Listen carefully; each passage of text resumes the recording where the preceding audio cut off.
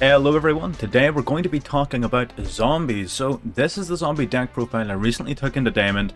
I only recently sort of put the cards together. I've been working on it for a little while.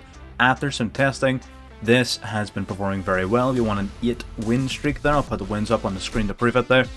But basically, the basis of the deck, you're cycling around big boss monsters, especially your DPE and your Doom King Ballardrock, who are constantly coming back every standby phase. You're banishing, you're destroying, you're negating, and you're sort of controlling the board. Is it perfect? No, I do plan to be working on it a little bit more going forward. This is a condensed 40 card version of the deck, but we're not going to dive in too much to it now. We're going to get on with the gameplay and we'll come back to it at the end. So let's go on with duel number 1. Alright, so diving into game number 1, what we're looking at here is a pretty decent hand. We've got our zombie world, so we don't need to try and mill anything into it. Our Gozuki can once per turn send a zombie from deck to grave, so we're going to send our Glow Bloom, which will summon a level 5 or higher zombie straight from deck. We get our Ballardrock. We use Ballardrock and Gozuki then for a link summon into Vampire Sucker, and then we set our cross it and we pass, which looks weak. However, every standby phase, if there's a card in the field zone, Doom King Ballardrock can resummon himself to the field, and whenever a zombie is summoned from grave, Vampire Sucker lets us draw a card, and we've also got the Maxi here. However, we get super polyed, so the Ballardrock, while it's in the field, when a zombie's effect is activated, can either negate it or banish once per chain. He can do both of those once per turn each. Normally that would have been really solid here, but unfortunately he drew into the one counter, and for some reason is playing Dragon Necro Neversoul Dragon in Dragon Maid. So we try to Maxi. He tries to Ash Blossom us, so we cross out the Ash Blossom to make sure that Maxi goes through. We don't want him to push for lethal here because it could happen. I dare say he's playing the resources for it.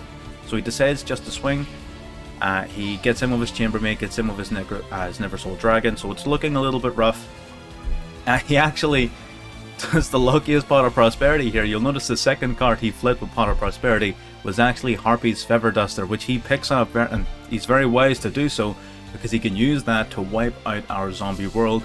That means Ballardrock is not coming back in the standby phase, and that puts us in a rough spot. We've got tuning here, so this is a good display of the tuning engine.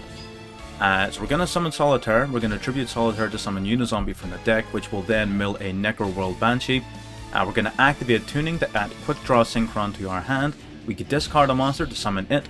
Our Unizombie and our Quick Draw Synchron will link summon into Predaplant Verte Anaconda.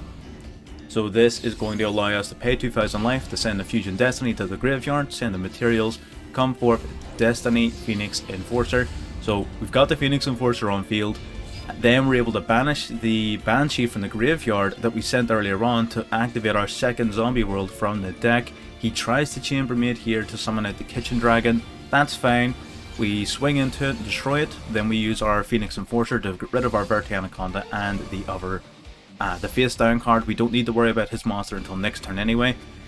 Now because Zombie World is up, Ballardrock comes back. So finally what we've got on board is we've got a pop, we've got negate, we've got banish, we're changing his types. So it doesn't look like much, but it can be very, very difficult for some decks to play through it. So he tries to swing in. Our DP activates, which allows our Ballardrock to banish a monster from his grave. DP destroys his monster and he scoops it up. There's not very much he could do then against that. We still have a negate for if he were to try and summon the Chambermaid, and if he were to try and do anything else or even just pass turn, we can use both of those effects once per chain, per turn basically.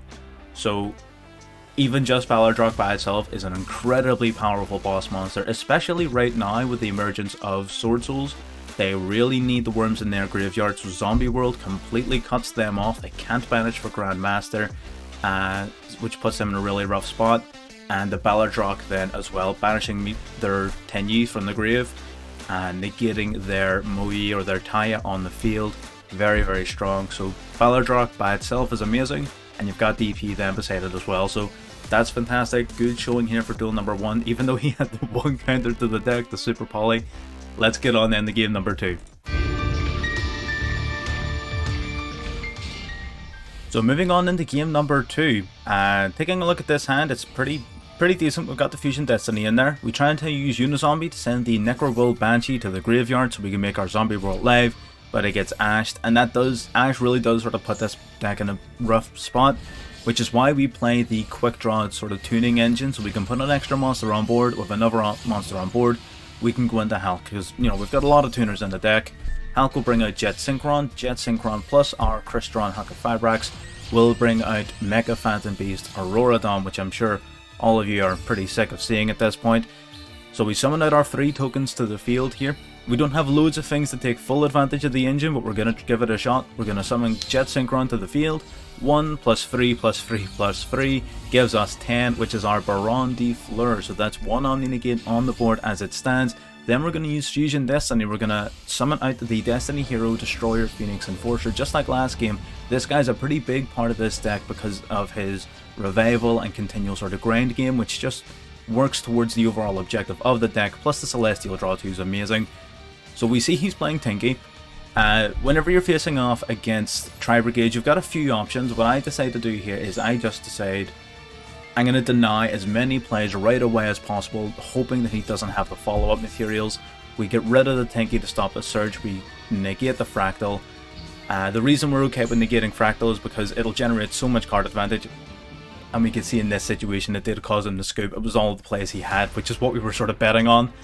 If we negate the Fractal, it means that he only has the 1 card in Grave if he's going to try and like normal summon one of his Tri-Brigades to go into something else. So he would have had to normal summon into a Kit or Nerval, so he would have had to have had 1 of 6 cards in his hand. I rolled the dice, I bet he didn't have 1 of those 6, and I came out on top. It's as simple as that.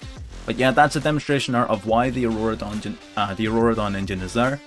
It's not super important for this deck, and it's not super consistent for this deck, because if you have Zombie World up, you cannot summon the Mecha Phantom Beast, because it requires machines. So bear that in mind, as well as that the Crystron Hakifibrax cannot be used after Glow Up Loom has been used. So another thing to bear in mind, those 2 cards in particular are fantastic. I think Needle Fiber is probably needed for the deck, the Hakifibrax. The Auroradon you could definitely replace though. In the deck list you probably saw we're not playing Shirinu Sun Saga, which is a card I love and would love to play, I just don't have it right now. I would probably put that in its place. But this is a good demonstration of sort of what it can do. So what we're going to do now is move into game number 3. Game number 3 is a bit of a longer one, so it's probably going to be the last one of the video. But let's get on with it.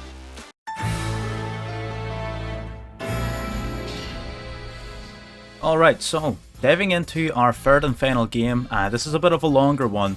And as we can see from the first play our opponent makes, it is going to be a slightly different match. We're facing that off-meta sort of Kaiju Luna sort of disruption deck, if you whatever you want to call it, that we faced at the end of our last video.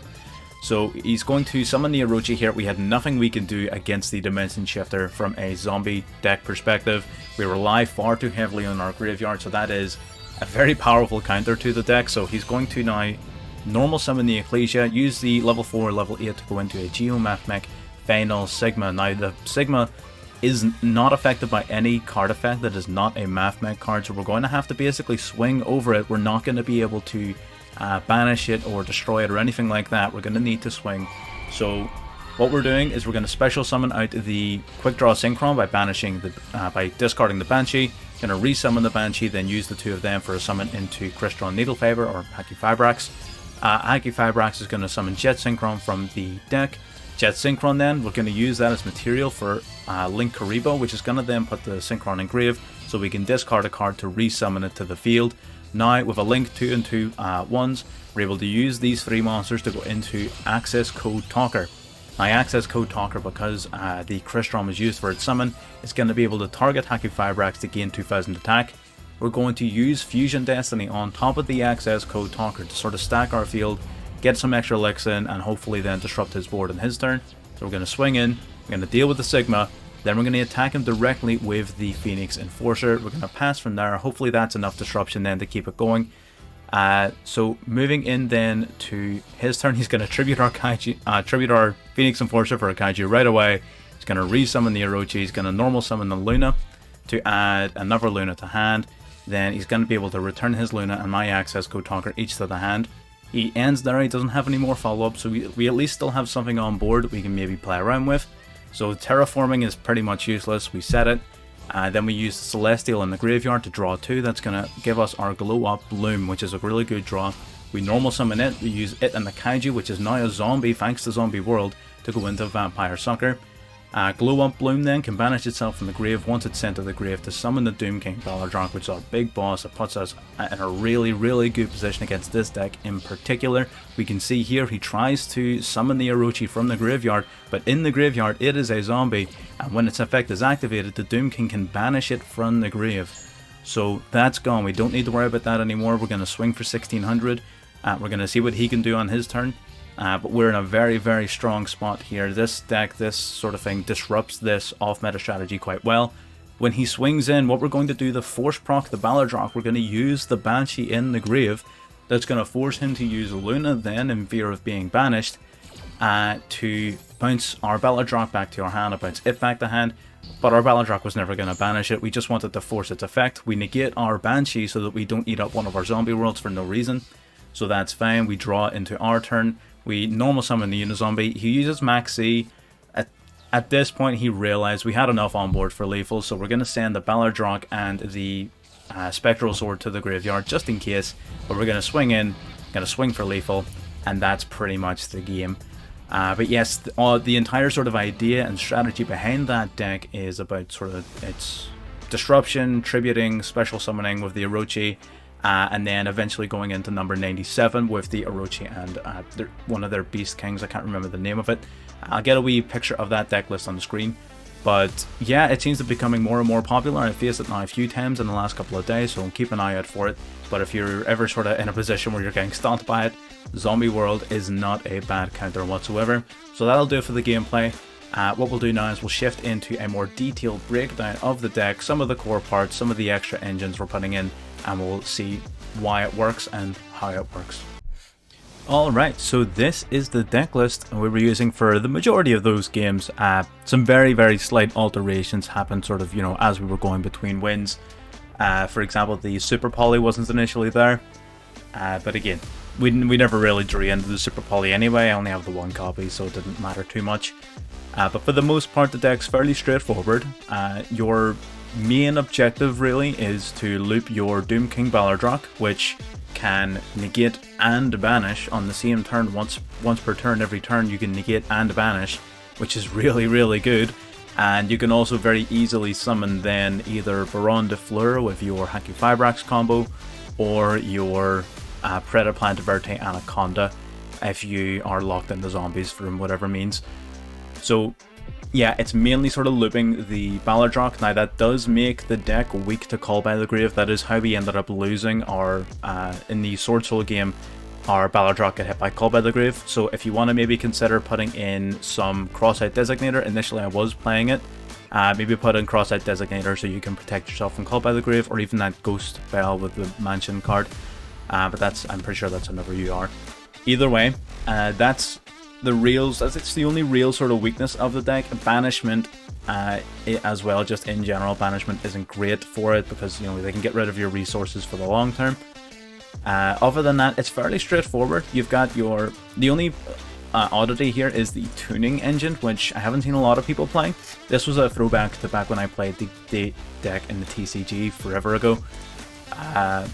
Realistically, you have your 3 tuning, and you're going to search for either your Jet Synchron, which is a 1-card Predaplant Verte Anaconda, or your Quick Draw Synchron, which is a very good extender to help you get into some of your additional plays if you get disrupted. So I would definitely recommend at least trying it out if you've already got the tunings. I appreciate that they're URs, so if you don't have tuning, don't worry about it. Just put in, like I said, Cross-Out Designator, something like that. But ultimately, I've just been playing around with it, and it has been helping a lot. I haven't drawn into it and thought to myself, I wish this was anything else. So it seems to be working out so far. It is very good for extending into plays whenever you get ashed or something on your Unizombie. Other than that, it's standard zombie stuff. Gozuki gets milling, Shiranu Solitaire summons your starters from the deck. The Spectral Sword you can take out. I haven't actually used it yet, so you can probably put in an extra hand trap or something there. But yeah, that's the deck. It is fairly straightforward, and it is supremely customizable, even more so than the previous decks that we've been talking about so far. You can do so much. A lot of people don't even play strictly 40 cards. Some people step it up. Some other powerful cards are Revelry of Warlords, for example. Because all of your opponent's monsters are becoming zombie types, it means they're locked out of summoning any other type of monster. The only reason I don't play it is because one, space is an issue in my deck list. I don't like playing more than 40 cards, so spacing is an issue for me. And secondary to that, with the tuning engine, with the Destroyer, Phoenix, Enforcer, with things like that that I'm choosing to play, they would clash with Revelry of Warlords. So ultimately, I'm not the biggest on the card, but it can definitely be played if you're playing a more pure version of zombies, if you're maybe taking those cards out. But yeah, plenty of options. You just sort of play whatever suits you, mess about with it, and eventually you'll find a recipe and a deck list that will work for you. But that's all I have to say on the matter. See y'all later.